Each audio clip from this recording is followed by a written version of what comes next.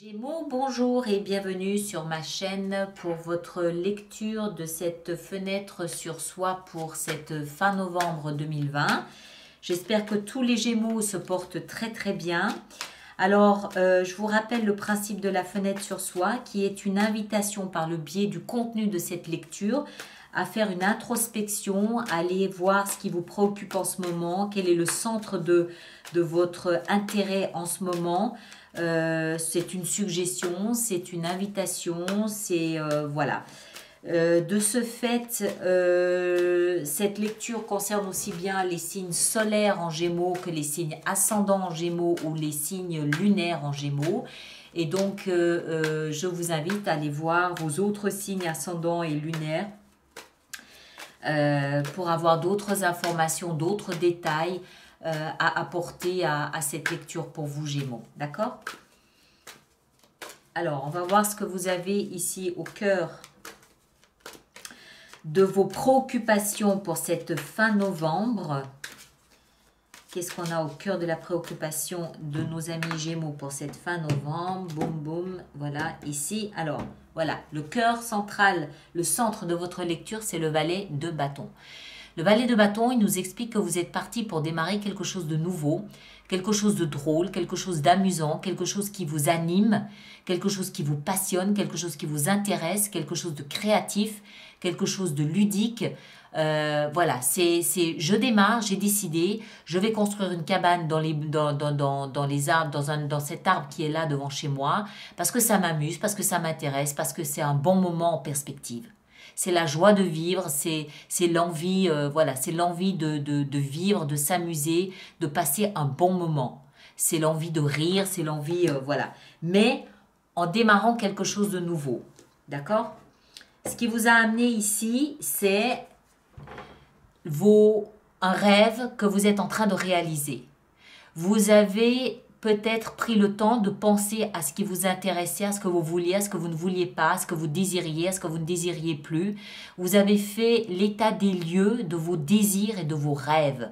Et ce que vous êtes en train ici de mettre en place dans la joie, dans l'amusement, dans la bonne humeur, c'est quelque chose qui correspond à un rêve que vous avez validé quand vous avez fait votre état des lieux de vos rêves.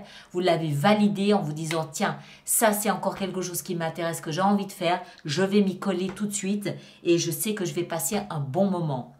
Dans votre tête, ce qui vous préoccupe en ce moment, c'est une sorte de, j'ai envie de dire, de nettoyage émotionnel. 8 de coupe, c'est l'énergie de celui qui est lassé d'une certaine forme d'échange émotionnel, qui va le pousser à quitter la scène émotionnelle dans laquelle il évoluait jusqu'à présent, parce qu'il va chercher quoi? Il va chercher la 9e coupe, celle-ci, celle qui correspond à ses rêves, celle qui correspond à son Graal et qu'il a trouvé par le passé. Ce qui veut dire quoi? Ce qui veut dire que après avoir fait l'état des lieux de vos désirs et de vos rêves, vous vous êtes rendu compte que vous viviez dans votre tête tout au moins, votre état d'esprit était encore en retard sur vos rêves.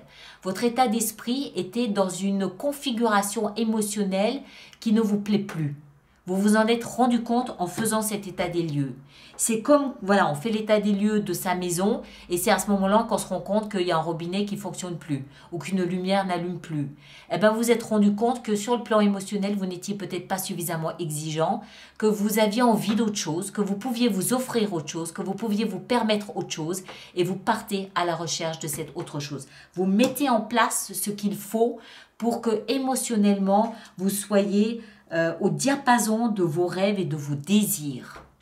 Ce qui vous porte, votre socle, c'est le chariot.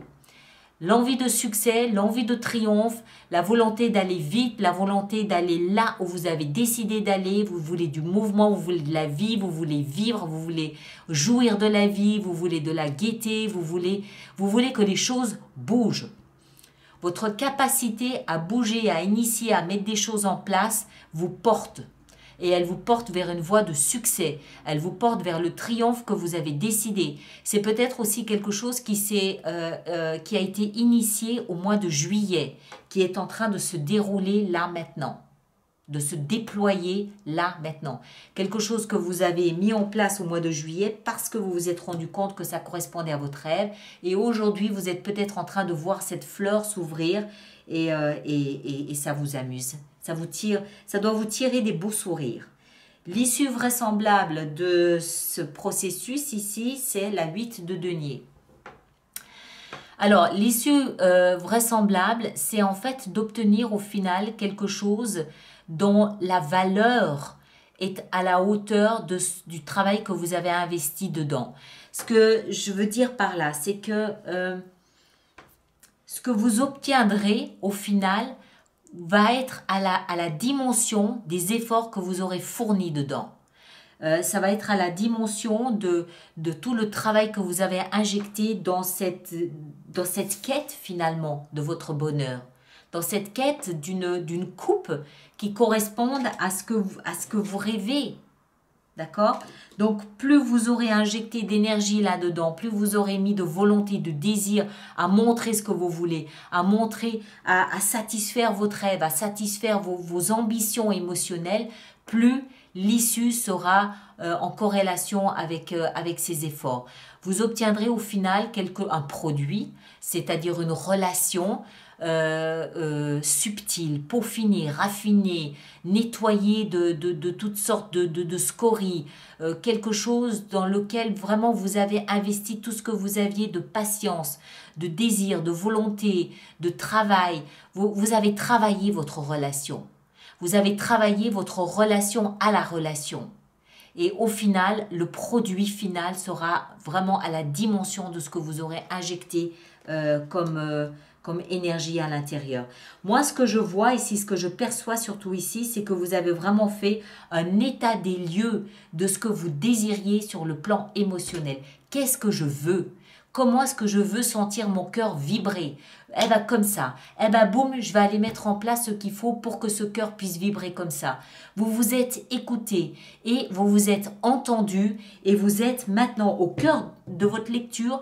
Vous êtes dans l'action, en plein dedans, pour obtenir ce que vous voulez obtenir sur le plan émotionnel.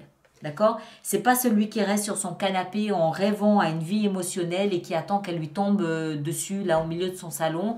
Non, vous avez fait les démarches, vous avez fait le boulot, vous avez fait le job, vous avez vraiment fait l'effort d'investir dans cette relation et au final, voilà.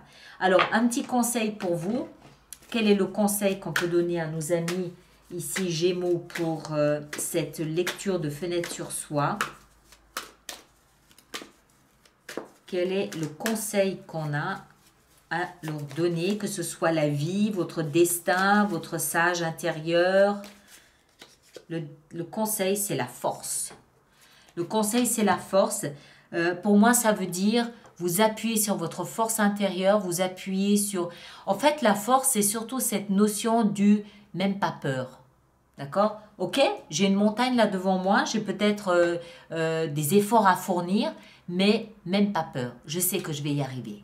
D'accord? C'est la force primaire, c'est la force qui vient de vos tripes, qui vous pousse à dépasser les efforts, à dépasser les peurs, à dépasser l'inquiétude, l'angoisse peut-être de la situation, même si ça ne transparaît pas ici, je vous rassure tout de suite, mais c'est une espèce de force que vous allez puiser à l'intérieur, c'est peut-être aussi de la persévérance, et tout ça pour vous amener à obtenir ce que vous voulez vous aider à obtenir ce que vous voulez obtenir, une relation qui soit à la dimension des efforts que vous avez et des sacrifices peut-être aussi que vous avez investis dans cette relation. Ok? Merci de partager, de liker, de me laisser vos commentaires et nous on se retrouve le 25 novembre pour vos lectures intuitives mensuelles pour notamment celle du mois de décembre. D'accord? Merci à vous tous et à très bientôt. Merci bien.